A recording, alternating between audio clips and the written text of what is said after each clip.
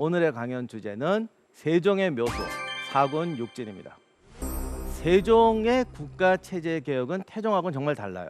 그리고 세종은 정말 세종스럽게 개혁을 합니다. 그런데 세종이라는 분이 너무 많이 일을 해가지고 제가 옛날에 세종에 대해서 한번 책을 쓰려고 찾아봤더니 세종의 개혁에 대해 나온 책이 정말 수십 권이 넘는데 뭐 음악개혁, 법개혁, 뭐 개혁, 뭐 이렇게 너무 많은 거예요. 그런데 이 세종의 모든 것을 합쳐서 종합적으로 보여줄 수 있는 게 뭘까? 제가 볼 때는 사군육진 개척이 모든 것의 정수입니다. 왜냐하면 군사제도라는 것은 국가 재정, 뭐 세금제도 모든 것이 다 준비되어야 되고, 그리고 국가가 총력을 기울여서 전쟁을 하려면 리더가 백성들에게 신뢰를 얻어야 돼요. 그래서 시기적으로 봐도 세종이 정말 즉위하자마자 막 열심히 해가지고 마지막 모든 것이 합쳐져서 마지막에 했던 큰 개혁이 바로 사군육진 개척입니다. 그래서 오늘은 사군육진을 통해서 조선의 군사제도와 영토 확장이 어떻게 이루어진지를 한꺼번에 입체적으로 살펴보도록 하겠습니다. 사군육진이라는 것은 간단히 말하면 지금의 압록강과 두만강 유역을 말합니다. 그러니까 원래 지금 우리가 알고 있는 조선의 지도는 고려 때만 해도 그렇지 않았어요. 그러니까 지금 우리가 알고 있는 이 한반도의 모습, 한국의 모습은 세종이 만든 것이죠. 그거를 우리가 보통 사군육진이라고 말합니다. 압록강 지역에 설치했던 군사 중심 지역이 사군, 두만강 지역에 설치했던 것이 육진입니다. 그런데 제가 이 얘기를 말씀드리면 많은 분들이 그거 좀 너무 스케일이 작지 않냐, 그 드넓은 만족을 판도 있는데 그 압록강, 두만강 유역 차지한 게 뭐가 대단하냐라고 생각하시는 분들이 꽤 있으신데 절대 그렇지 않습니다. 이거를 이해하려면 조선의 군사제도와 국방개혁이 어떻게 이루어졌는지, 얼마나 힘든 노력 끝에 만들어졌는가를 여러분이 먼저 아셔야 됩니다. 모든 국방은 개혁은요, 상대를 정해놓고 있어야 돼요. 우리가 저런 나라랑 싸울 건지 저런 나라랑 싸울 건지, 바다에서 싸울 건지 육지에 싸울 건지 정해놓고 싸워야 됩니다. 그리고 전략을 짜야 돼요. 조선을 건국하기 전에 고려 시대만 해도 우리나라의 주적은 대개 북쪽에서 쳐들어오는 애들이었어요. 몽고나 이쪽에서는 저렇게 압록강 쪽으로 오고, 그때마다 여진족은 좀 힘이 약했지만 저 두만강 쪽에서 간도 지역에서 여진족들이 주로 내려옵니다. 그러니까 정규군은 그쪽을 막으려고 있는 거예요. 그럼 이제 우리가 흔히 말하는 그 일본 왜군은 뭐냐? 이 왜구라는 거는 뭐 우리 역사가 생긴 이래 우리를 괴롭히던 정말 뭐 원수 같은 존재 아니냐, 이렇게 이제 생각하시는 분들이 많으신데 뭐 그건 맞는 말이에요. 그런데 사실 왜구가 정말 오랫동안 괴롭히긴 하는데 대부분의 왜구는 군사 침공이 아니라 그냥 강도, 그러니까 해적이라는 게 우리가 그 영화에서 보는 그 뭐 해적선 타고 있잖아요. 그 뭐 캐리비안의 해적 이런 게 아니고요. 배에서 5명의 어부가 고기 잡고 있는데 나타나갖고 뭐 생선 털어가고 뭐 이런 거예요. 그래서 조선 시대도 대부분 이런 애들이에요. 어선이 고기를 잡다 보면 이 강도들이 오니까 그걸 막기 위해서 군인을 태우는데 이게 일개중대 이런 게 가는 게 아니라 궁수 1명, 2명이 타요. 이건 전쟁, 군대가 하는 게 아니라 요즘 말로 하면 경찰 업무 비슷한 거예요. 그러니까 왜구가 계속 쳐들어오긴 하지만 이거는 뭐 그냥 경찰 개념 정도로 이제 오랫동안 고생한 거예요. 그런데 고려 말 14세기가 되니까 이때 이제 일본에서 엄청난 왜구 규모가 달라지기 시작합니다. 이걸 이제 경인의 왜구라고 그러고 중국에도 뭐 어마어마한 규모로 침략하게 되고, 14, 16세기의 왜구는 이게 이제 우리가 생각하는 그런 전에 말했던 그 어선 터는 이런 그 뭐랄까 강도가 아니라 진짜 캐리비안의 해적 같은 군사 집단이 되는 거예요. 얘들이 어디까지 가냐면은 저기 말레카 해협까지도 갑니다. 그래서 당시 그 영국배 이런 애들하고 만나서 막 전쟁하고 그래요. 그렇게 되니까 우리나라에도 극심하게 침략을 하는 거죠. 이제는 도적대가 아니라 군대 개념으로 들어와서 서해안 따라서는 이제 강화도까지도 오고 동해안 쪽도 계속 침공해서 울산 뭐 이런 쪽에 들어와서 해안지대가 초토화된다고 할 정도로 이제 고려가 극심한 피해를 겪게 됩니다. 이렇게 되니까 우리나라가 국방 개혁을 이제 새롭게 해야 되는데, 요즘식으로 말하면 북방에는 군대를 배치하고 남쪽은 경찰을 배치한다, 이런 개념이었는데 이거 갖고 안 되는 거예요. 그래서 북방에서 오는 애들하고 남쪽에서 왜구를 막기 식으로 군대가 이원화가 됩니다.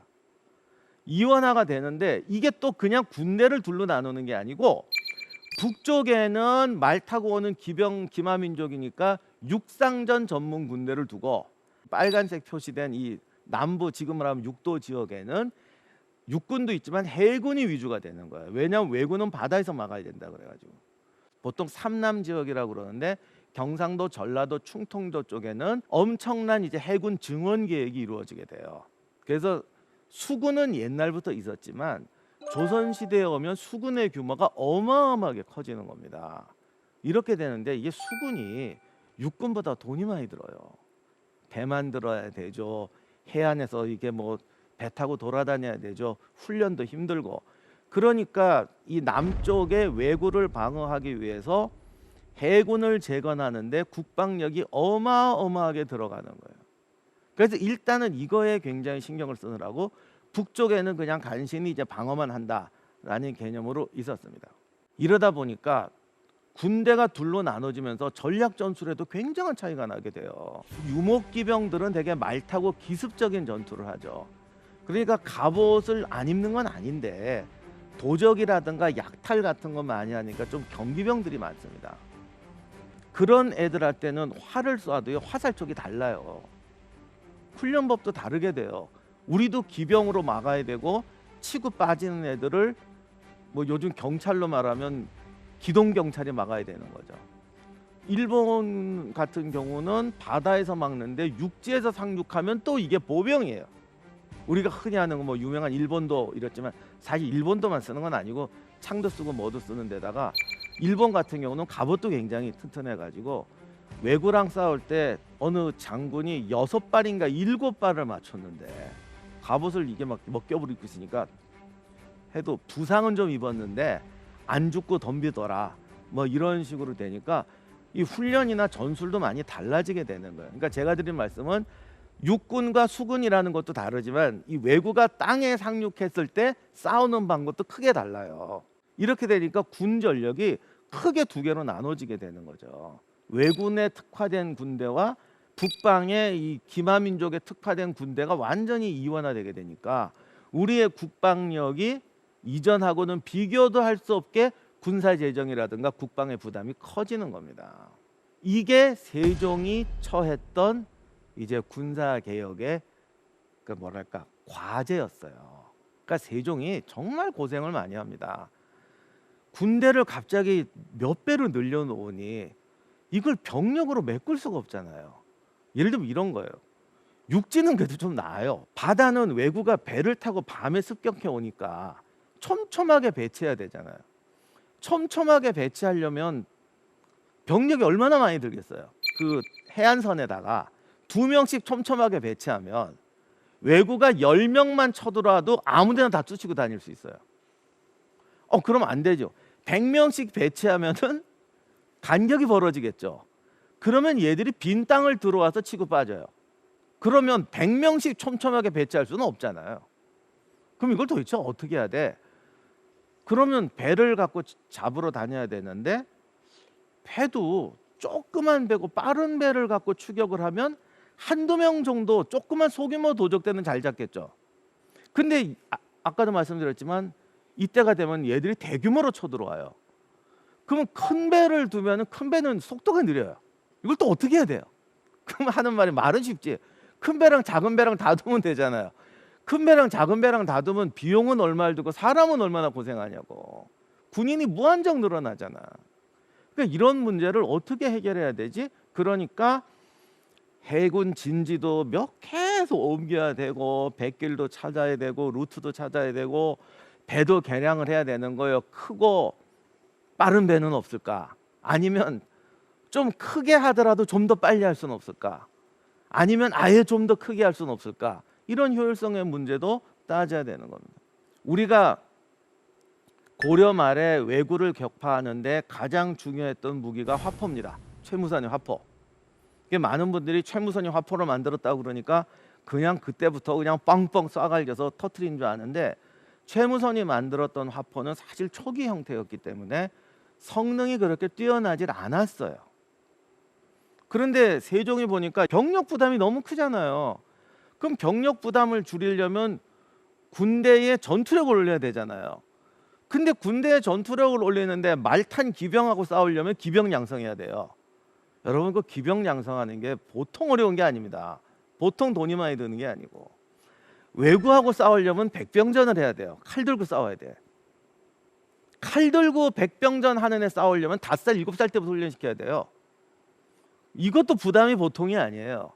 그러다 보니까 전투력을 높이려면 화기를 키우자. 그래서 최무선의 화포에 주목을 했어요. 그런데 최무선 화포는 좀 이렇게 육지에서 쓰기도 좀 불편하고 위력이 떨어지는 거예요. 그래서 세종이 끊임없이 요구를 합니다. 한 번에 발사할 때 화살이 2발 나가게 할 수는 없을까? 4발 나가게 할 수는 없을까? 대포를 또 많이 만들었더니 화약 양이 너무 많아요. 화약은 줄이고 위력은 세게 하는 방법 없을까? 그러려면 대포를 개량해야겠죠. 뭐 이런 거 연구하고, 군대를 어떻게 배치할 거냐, 진법도 연구해라. 그래서 이런 모든 것을 어마어마하게 연구를 합니다. 이러니까 또 무슨 문제가 생기니까 돈 문제가 생겨요. 군사비가 많이 들잖아요. 화약 무기가 보통 비싼 거예요. 싸고 좋은 물건은 없다, 이런 말들 많이 하시는데 뭐 어떻게 백성들한테 세금을 더 받을 수는 없으니까, 그러면 세금을 좀 더 합리적으로 받는 법은 없을까? 그래서 추구기까지 하고, 그러니까 이게 끝이 없어요. 그래서 제가 이 사군육진이 세종의 모든 개혁의 끝판왕이라고 한 게, 이 군사 문제는 세금 문제, 지방제도 문제, 관료제 문제, 모든 게 다 나오게 되는 겁니다. 그러니까 이게 다 정비가 돼야 뭔가 이게 군대가 움직여서 뭔가 큰일을 할 수가 있어요. 옛날에는 지금처럼 민사와 군사가 구별되는 게 아니라 수령이 군대 지휘관 역할도 합니다. 그렇게 안 하고 군사령관 따로 두면 되잖아. 월급이 2배로 들잖아요. 그럼 세금도 2배로 받아야 돼요. 그럼 어떻게 돼요? 문관이 가서 이게 수령을 했더니 전쟁을 잘 못해. 훈련도 시켜야 되는데 이런 거 잘 못해. 문무겸비하게 하면 되잖아요. 문무겸비가 쉽냐고요. 그래서 무관을 파견했더니, 무관들이 그런 건 잘하는데 무분들이 좀 아무래도 주먹이 앞서다 보니까 좀 거칠어요. 그럼 이제 고민을 하는 거예요. 문관한테 무술을 가르쳐서 문무겸비하는 게 나을까?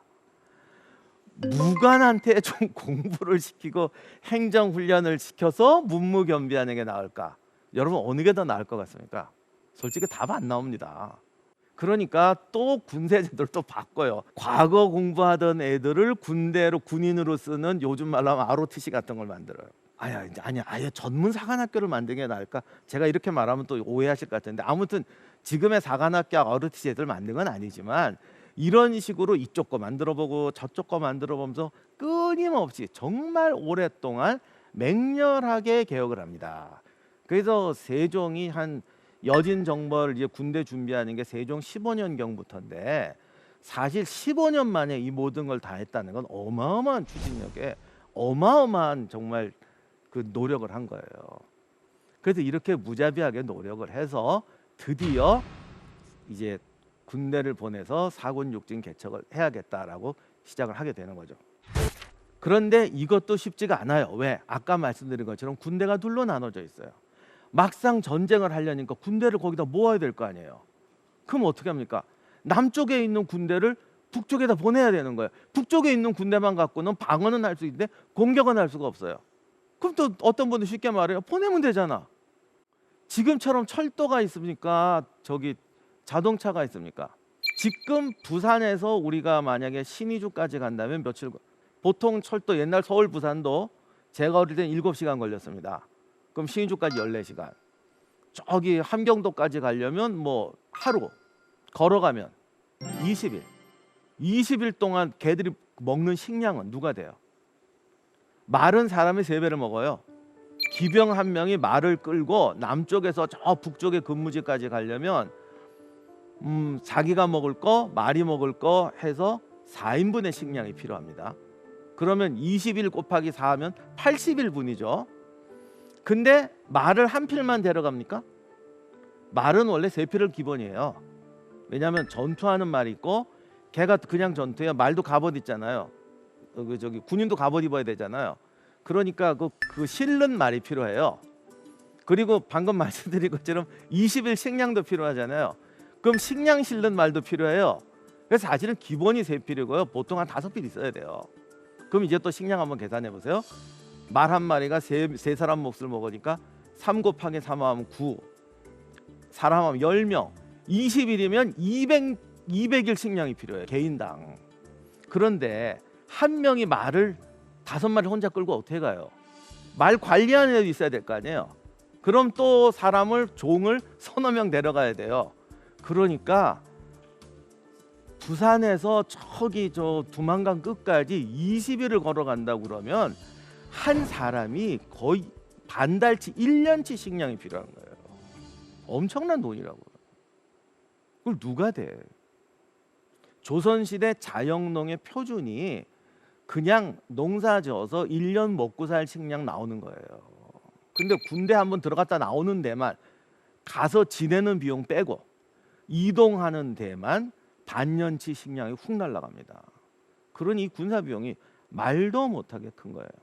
그 다음에 여기 문제가 또 있습니다. 남쪽은 배로 지키는데 북방은 성벽을 쌓고 지켜요. 근데 두만강부터 압록강까지 성벽을 일자로 쌓을 수가 없잖아. 그러니까 중간중간에 요새처럼 쌓습니다.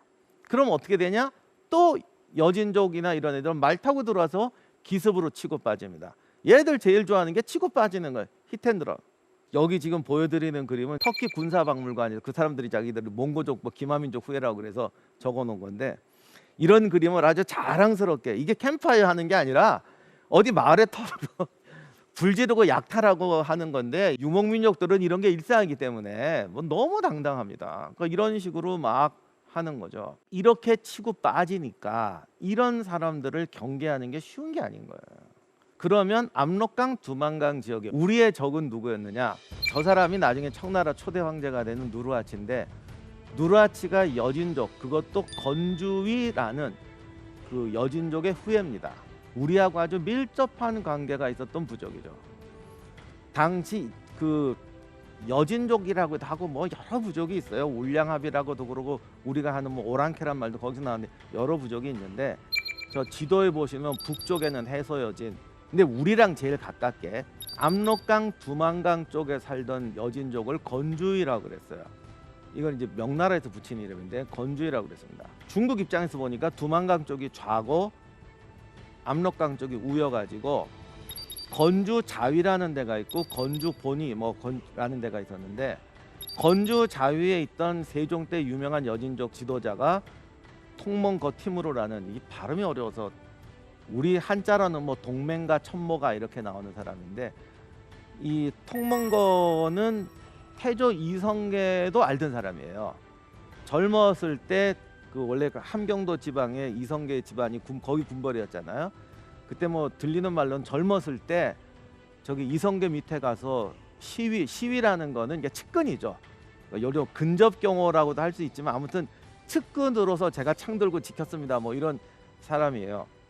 그래서 조선하고는 그래도 좀 친한 부족이었고, 이 사람 근거지가 이제 회령 중심이었고, 그 다음에 요 압록강 쪽으로 오면 건주 본이라는 데가 있는데, 여기 지금 환인이라든가 옛날 고구려 집안 그쪽에 있던 사람인데, 이때 이제 대장이 이만주라는 거물이었는데, 이 둘이 다 야심만만했고, 특히 이만주는 여진족을 통합해서 우리도 국가를 만들어서 조선하고 경쟁을 하든지 명나라를 치든지, 아무튼 과거에 여진족이 모여서 금나라를 세웠던 것처럼 이런 굉장한 야심가였습니다. 그래서 조선 입장에서 보면은 어느 날 보니까 이거 북방이 만만치 않은 거예요. 왜냐하면 지금까지는 도둑들이 쳐들어오는 거는 뭐 또 어떻게 넘어가겠는데, 얘들이 국가를 만들어 쳐들어오면 우리가 위험하잖아요. 그래서 안 되겠다. 이거 얘들을 가만두면 결국 우리를 침공할 것이고 잘못하면 우리가 큰일 난다 해서, 그래서 지금 말씀드린 세종의 사군육진 개혁 정복이 시작되게 되는 겁니다. 그런데 세종이 참 대단한 사람인 게, 보통은 여기까지예요. 아, 이제 위험하다. 지금 우리가 군사비가 많이 들어가긴 했지만 여진족이 우리를 쳐들어오려고 하니까 빨리 군대를 가서 깨트려야 된다. 보통 이러면 바로 군대를 올려 보낼 거예요. 근데 세종은 그렇게 안 합니다. 이 역사학자들이 세종을 좋아하는 거는 정말 역사를 철저하게 잘 활용하는 사람이 세종이에요. 우리가 기억하고 있죠. 고려시대의 윤관의 여진정벌. 구성을 만들었는데 개척했다가 솔직히 실패했잖아요. 세종은 절대 이걸 그냥 안 넘어가요. 윤관의 구성이 왜 실패했는지 찾아라. 근데 당시에는 함경도 지역에 이미 기억이 오래돼가지고 윤관의 구성이 어딘지를 몰라요. 지금 학계에서도 지금 굉장히 논쟁이 되고 있어요. 뭐 함흥 근처라고 보는 사람, 뭐 두만강 유역이라고 보는 사람, 아니면 저기 간도까지 갔다고 보는 사람 설이 구구한데 오늘 주제는 그게 아니니까 그건 중요하지 않고 세종이 어떻게 했느냐 찾아라. 그래서 이제 함경도 관찰사 이런 사람 찾아라 물어봐라 그러는데 아니 할아버지한테 물어봐도 200년 300년 전 일을 어떻게 아냐고요. 그 모릅니다. 지명도 다 바뀌었고 모릅니다. 찾아. 난 찾기 전에 시작 아니야. 악착같이 찾으라고 그래. 근데 요게 이제 나중에 보면은 찾는 게 중요한 게 아니라 결국 그걸 빌미로 함경도 지형을 철저하게 조사하는 거예요. 철저하게. 이게 왜 중요할까요? 전쟁에서 실패하는 건요. 지형을 잘못 봐서 실패하는 거예요. 근데 우리는 지형을 본다 그러면 그냥 가서 어디 매복할 데가 어딨나 뭐 그런 거 있지 않습니까? 뭐 여기는 사막인가 어딘 전투하기 좋은가 이런 것만 보는데 지금 세종은 그게 아니잖아요. 태종이 전술적으로 생각을 하라. 지난 시간에 말씀드렸어요. 전술적으로 생각해라. 내가 그냥 여진족을 깨트리는 게 아니고 지금 세종이 하려는 건 여진족이 결집해서 조선을 치는 거를 막는 동시에 여진과 조선 간의 국경선을 완벽하게 만들어서 여진이 우리를 침공하지 못하게 한다는 두 가지 목표가 있습니다. 근데 국경선이란 땅 긋고 여기서 넘어오지 마 군대 깐다고 되는 게 아니에요. 나폴레옹이 이런 말을 했습니다. 국경은 그냥 생기는 게 아니다. 반드시 강이라든가 산맥이라든가 사막이라든가 무언가 국경이 될 만한 지역이 국경이 된다. 이건 무슨 말이냐면 물론 나폴레옹이 워낙 유럽에서 전쟁을 많이 해서 그렇지만 국가와 국가는 결국 힘과 힘이라는 거예요. 그러니까 아무데나 운동장에다가 쭉 그어놓으면 그게 어떻게 국경이 되느냐. 국경이란 힘으로 지킬 수 있는 데야 된다. 내가 적보다 100배는 세다면 벌판에 그것도 상관없겠죠. 그런데 그렇지 않고 비슷하거나 뭐 조금 세다고 그러면 적이 언제든 우리를 칠 수 있기 때문에 국경이라는 건 반드시 우리에게 의한 유리한 방어 지형을 통해서 만들어져야 된다. 그래서 세종이 윤관의 구성을 찾아라라고 한 것은 어떤 분들은 이제 공격을 하려니까 야 여기가 옛날 우리 땅이야. 윤관이 여기다 성을 졌던 데가 여기야. 근데 니들 물러가. 여기 원래 우리 땅이야. 이런 명분을 하려고 조사를 시켰다고 보는 분도 있는데 그런 면도 있습니다. 실제 세종이 그렇게 쓰기도 하고 하지만 제가 볼 때 진짜 중요한 거는 국경이 될 지역을 찾는 거예요. 그래서 합당한 지역을 찾아야 된다.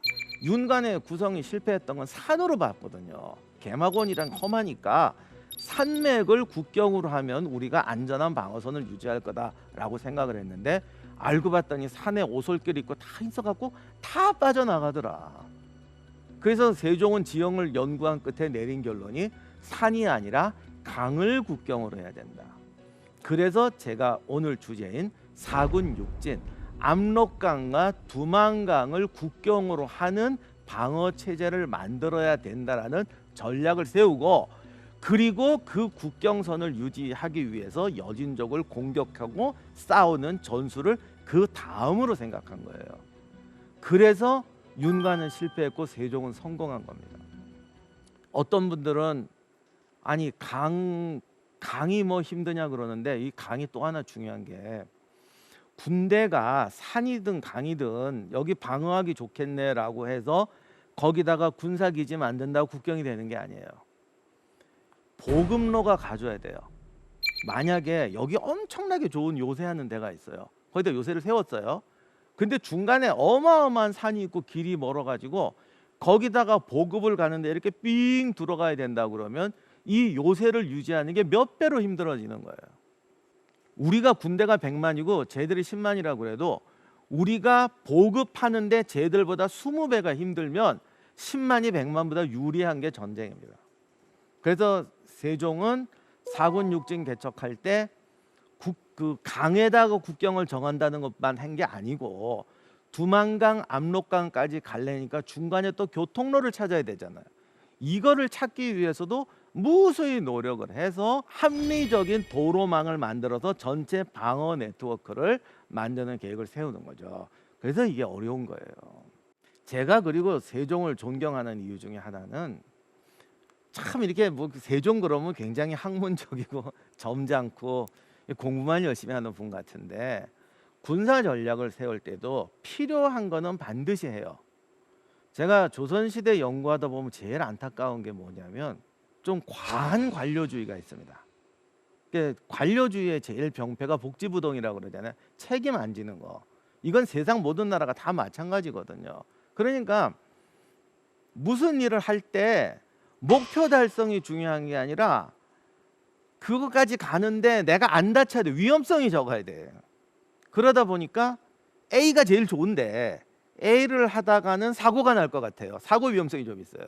그러면 좀 못하더라도 B를 하자 이렇게 말하는 게 소위 세상 모든 국가에서 뭐 죄송합니다. 공무원이나 관료 중에 훌륭한 분도 많은데 어쨌든 관료주의가 타락하면 이렇게 되는 거거든요. 근데 세종은 굉장히 학문적이고 좀 그런 분 같은데도 이 사군 육진 개척할 때 이거를 깨요.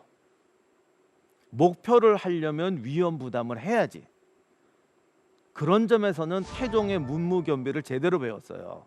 그리고 그거를 태종과 달리 정책에서 실현을 하는 거예요. 그래서 만든 부대가 채탐자예요.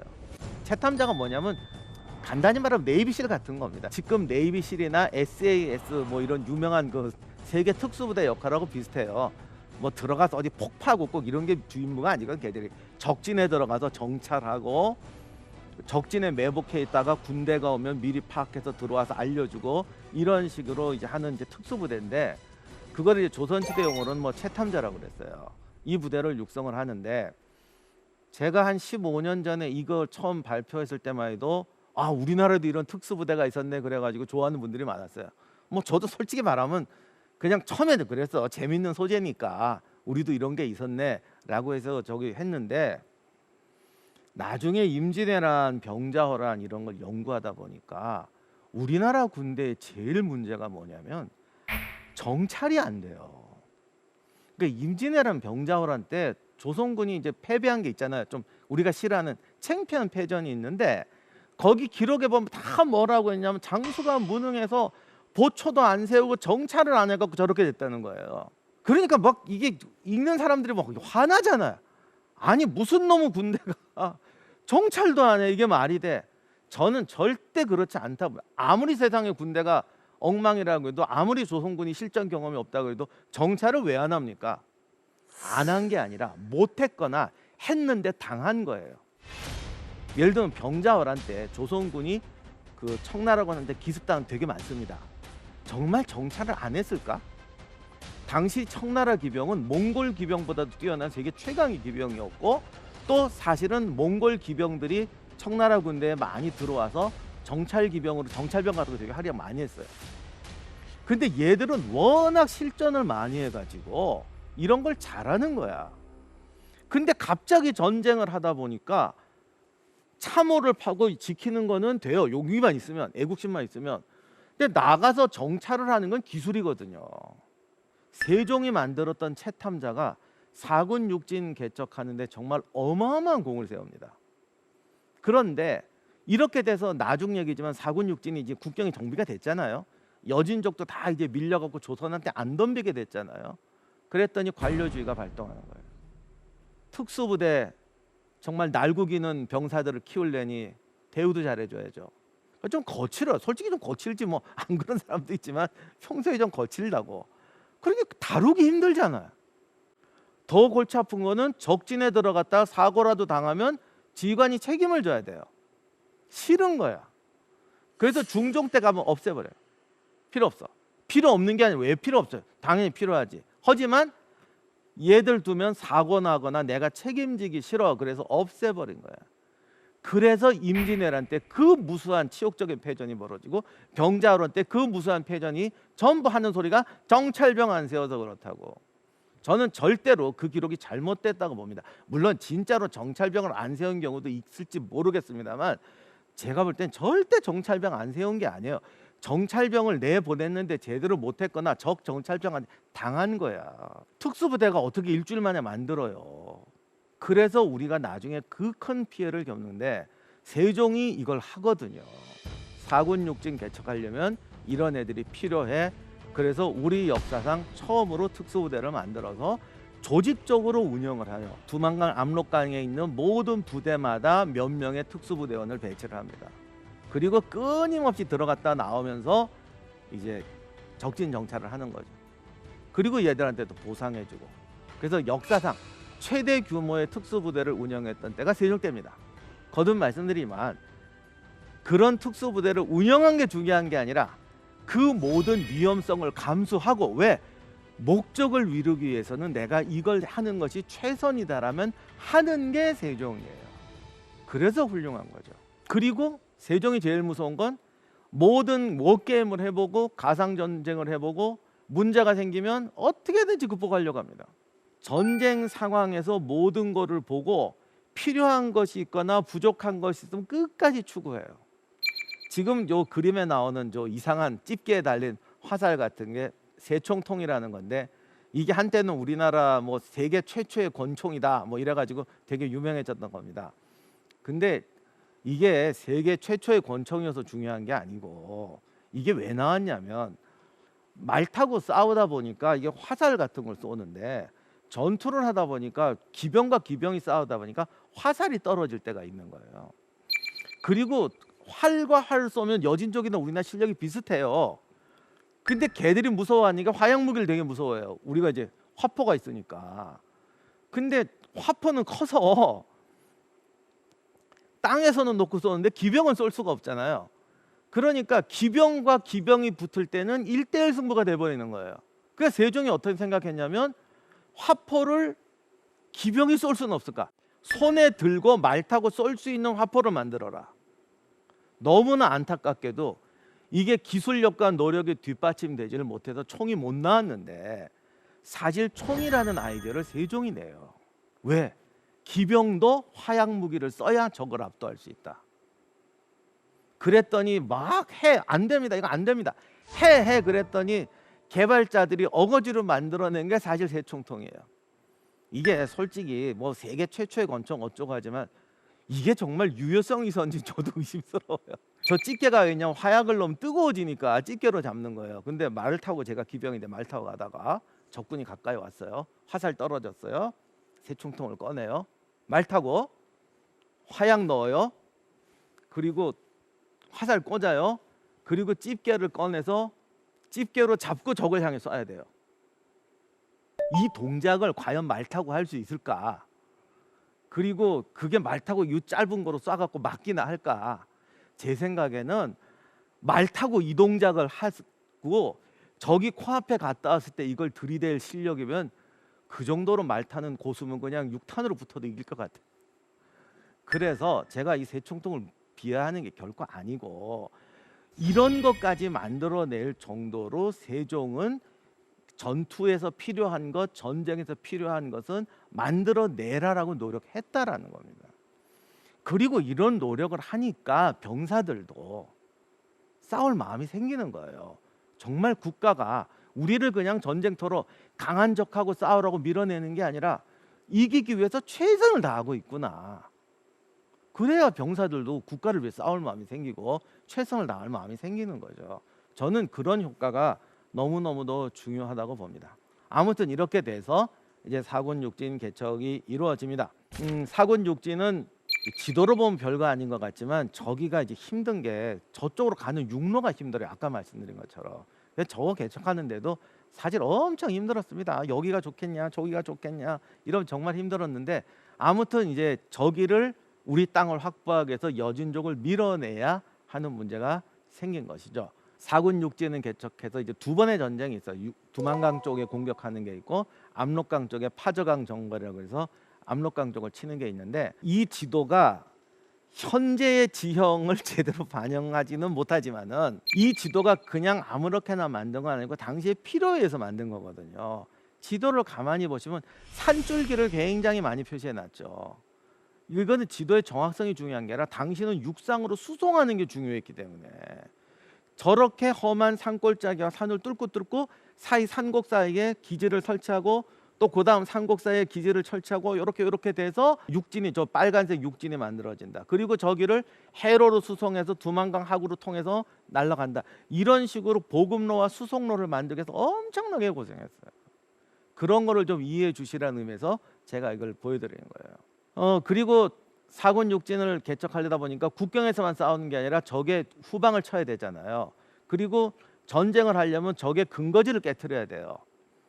그런데 이 파저강 정보를 제가 예를 든 거는 파저강 정보를 하려니까 나중에 이제 여진족들이 그걸 알아가지고 조선군이 들어오면은 뒤로 후퇴합니다. 자기네 전력을 보존하기 위해서 후퇴해서 숨어요.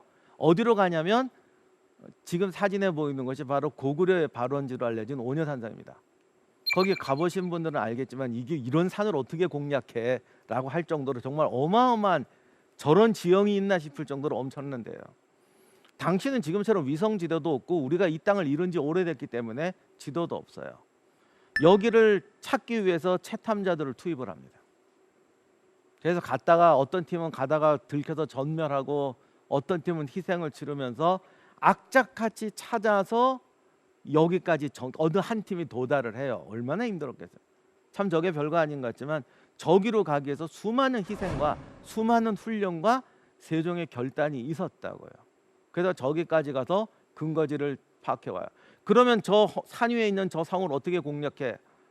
야, 저걸 어떻게 공략하냐? 저 산 위에까지 올라가고 산 위에 있는 돌성벽을 깨트릴 강력한 대포를 만들어. 그래서 이제 대포 중에 제일 큰 현자총통 같은 게 그래서 만들어지는 거예요. 이런 식으로 무기 개발하고 극복하면서 세종의 전쟁이 시작이 됩니다. 전쟁은 적을 죽이고 섬멸하는 전쟁이 있고 전투력을 훼손시키는 전쟁이 있고 전투 의지를 끊는 전쟁이 있고 여러 가지가 있어요. 근데 이 파저강 정벌이나 하는 것은 사군 육진 땅을 차지하는 게 아니라 이 땅을 차지한 다음에 여기를 탈환하러 공격해 오려는 그런 의지와 노력을 꺾어버리는 게 중요했던 거예요. 이게 소위 파저강 정벌의 목표입니다. 그러니까 실제로 이게 적을 죽이고 이러고 많이 죽이면 원한이 삭혀서 더 쳐들어와요. 힘을 과시하고 너희들 우리를 공격할 엄두를 내지 말아라는 일종의 무력 시위 같은 전쟁이었죠. 그래서 이거를 또 아군 희생을 적게 하기 위해서 어떤 식으로 했냐면 예를 들면 여진족의 최종 근거지는 저 오녀산성이에요. 그때는 올라산성이라고 그랬는데 거기로 가기 전에 우리가 이제 우리 군대가 들어가면 글로 다 숨어버리거든요. 그럼 여러분 한번 생각해 보십시오. 조선군이 출동을 했어요. 여진족들이 다 파악을 했어요. 그래서 저 산성에다 숨었어요. 현자총통 개발했지만 사실 저 산성 함락시키긴 힘들어요. 그럼 조선군이 돌아오면 여진족이 뭐라고 생각하겠습니까? 아, 조선군은 종효호랑이다. 쟤들이 쳐들어오면 우리는 절로 피하면 돼. 이렇게 되면 우리가 지는 거예요. 이거를 막으려면 어떻게 됩니까? 여진족이 오녀산성으로 들어가지 못하도록 동시다발적으로 부락을 치는 거예요. 오녀산성으로 바로 가는 게 아니라 군대가 가는 척하다가 중간에 쫙 갈라져 가지고, 그러니까 이게 채탐자들이 얼마나 많은 노력이 필요했겠어요. 주변에 있는 주요 여진부락에까지 다 파악을 해가지고 2만 정도의 군대가 출동해서 쫙 갈라져서 수십 개의 여진부락을 동시에 치는 거예요. 그래서 크게는 세 부대로 나왔지만 실제로 보면 중간에 또 쪼개지는 것 같아요. 그래서 1000명, 800명 단위로 흩어지면서 목표했던 부락들을 다 싹 소탕하고 오녀산성에 집결하는 이런 전략을 씁니다. 근데 이렇게 하니까 아무래도 대체로 마을 앞에까지 가면 알거든요. 그러니까 도망가고 그래가지고 사람을 죽이고 이런 거는 적었지만 오히려 그러기 때문에 전략적 목표는 더 잘 달성한 거죠. 어느 고정된 목표에 가서 공격하는 것보다 동시다발적으로 흩어지면서 거의 동시간에 습격하는 게 얼마나 힘든 거지 전쟁 해본 분은 압니다. 그래서 이거는 이게 전적을 보면 별거 아닌 것처럼 보이지만 이런 전투를 하기 위해서 얼마나 훈련이 잘 됐는지, 그리고 얼마나 많은 무기와 노력과 정찰 이런 뭐가 다 집약이 돼서 이런 게 가능했던 거예요. 그러면 오녀산성은 왜 함락 못 시켰습니까? 오녀산성에 가시면요, 앞으로 올라갔다 뒤로 내려오는데 저는 솔직히 이런 지형은 만화에나 나온 줄 알았어요. 저 정말 창피한 게 하나 있는데, 제가 처음에 대학에서 강의할 때 왜 그 영화나 만화에서 나오는 거 있잖아요. 뭐 좁은 길 양쪽에 뭐 절벽이 있고 좁은 길로 지나고 막 양쪽에서 돌 떨어지고, 야 세상에 그런 지형은 없다. 맨날 영화 보면 그런 데서 싸우는데 전쟁 그런 데서 안 해. 그냥 벌판에서 하고, 그런 데가 어딨어 그랬는데, 아 역시 세상은 넓고 사람이 참 오녀산성 갔더니 이렇게 돼 있잖아요. 저게 지금 계단으로 돼 있지만 산 정상으로 올라가는 길이 이렇게 칼로 쪼갠 듯한 바위가 있어. 저기를 한 15분 올라가야 정상이 나와요. 이 저런 걸 지금까지 공군도 없는데 저걸 어떻게 함락시킵니까? 그러니까 저것도 함락시키려면 1년은 포위하고 있어야 돼요. 엄청난 희생을 각오하고. 근데 뭐 그래도 했으면 좋겠지. 그러나 조선의 목적은 여진족을 몰살시키는 게 목적이 아니거든요. 가능한 한 희생은 적게 하고 적의 전투 의지를 끊는 게 목적이기 때문에 몰아넣고 빠져나오는 거예요. 물론 여진족은 한번 그러면 항복을 안 하지. 또 붙어보자 이런 식으로 하지만, 그러기 때문에 꽤 끈질긴 전투, 끈질긴 공격 끝에, 그리고 그것을 하기 위해서 정말 얼마만 노력을 한 끝에 희생이 적고 그 국경을 확보하는 노력이 만들어진 겁니다. 그래서 여러분들이 야 땅이 작잖아, 전과가 적잖아, 이런 걸로 사군 육진 개척을 절대 별거 아닌 전쟁으로 폄하하시면 안 됩니다. 그 다음에 더 중요한 게 있어요. 사군 육진 확보는 했어요. 지켜야 되잖아요. 쟤네들은 말 타고 습격하는 애들이에요. 그러니까 지키는데 비용이 너무 많이 들어요. 그래서 조선이 어떻게 했냐면, 일단 강이라는 것을 경계로 해서 장성을 쌓을 수가 없으니까 곳곳에 이제 작은 성을 만들어 놓고 거기다 작은 병력을 배치해 둡니다. 그러면 여진족이 어떻게 하냐면 작은 성을 대다수 병력으로 공격하는 거죠. 그러면 조선은 어떻게 하냐면 성을 만들어 놨으니까 거기서 반나절이고 버티는 거예요. 그러면 주변 군대가 가서 이제 구해주는 이런 시스템을 만들어요. 그러니까 이게 굉장히 위험하고 모험적인 전술이죠. 여진족애들 다 아니까 저기 50명밖에 없어, 그럼 우리 5,000명으로 공격하자, 뭐 이런 식으로 올 수 있거든요. 조선군 구원병이 오려면 뭐 5시간은 걸릴 테니까 그 전에 격파하자, 이런 식으로 해서 밀고 당기는 전술이 만들어집니다. 그래서 우리가 그 기록을 잘 몰라서 그렇지, 이 지역을 지키기 위해서 정말 우리 조상님들이 피땀 흘린 노력을 합니다. 그리고 병력이 적으니까 남쪽에서 또 올려 보내야 되잖아요. 아까 말씀드린 것처럼 부산에서 여기까지 가는 게 쉬운 게 아니에요. 어마어마한 재력과 노력을 들여서 거기 가서 석 달 근무하고 돌아오는 거예요. 거기다가 사군 지역 같은 경우는 중강지인데 학교 다닐 때 배우셨겠지만 우리나라에서 제일 추운 지역이 중강지잖아요. 겨울이면 영하 30도까지 떨어져요. 지금처럼 옷이 좋습니까? 무슨 교육이 있습니까? 남쪽 지방에 살던 사람을 그쪽으로 이제 이주시키는 정책도 써요. 3인 정책이라고. 이주를 시키면 여기는 건물 구조 자체가 달라야 돼요. 근데 남쪽에서 살던 사람은 자기가 짓던 집처럼 지을 거 아니에요? 그해 겨울에 3분의 1은 죽어요. 불을 떼도 얼어 죽는 거예요. 그런 식으로 엄청난 희생과 고통을 겪어가면서 여기다가 이걸 유지를 합니다. 조선의 문제가 뭐냐면요, 우리 주무기가 활이잖아요. 성능은 세계 최고예요. 근데 비싼 무기의 특징이 뭐예요? 관리가 힘들어요. 사람은 영하 30도에 냉방에서 자도 활은 반드시 온돌방에서 사람 체온 정도 유지되는 온도 속에 재워야 돼요. 영하 30도에 가서 주민 절반이 얼어 죽는데 활은 온돌방에 넣어놔야 되는 거예요. 근데 그 온돌방이 불 뗀다고 따뜻해지냐고요. 영하 30도인데. 우리나라 전통 한옥, 요즘에야 단열이 잘 되지만 옛날에 단열이 됩니까? 말도 못해요. 저희 돌아가신 선생님이 함경도 개마고원 쪽에 여행 가신 적이 있다는데 버선을 7컬레를 신는데요. 그리고 손바지도 몇 겹을 입는데, 그 일제시대 때 경험인데 아예 버선을 세트로 판대요. 7개를 넣어서. 그리고 소미불이 이렇게 두꺼운데 그 동네에 갔더니 화상 환자들이 그렇게 많더래요. 왜 그런가 그랬더니 추우니까 방을 어마어마하게 뜨겁게 떼거든요. 그러니까 자다가 이불에서 조금만 떨어지거나 이렇게 맨바닥에 닿으면 여기가 그냥 익어버리는, 화상 입어가지고.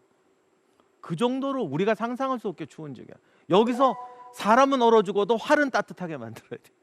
화살도 마찬가지예요. 그러니 쉽지가 않아요.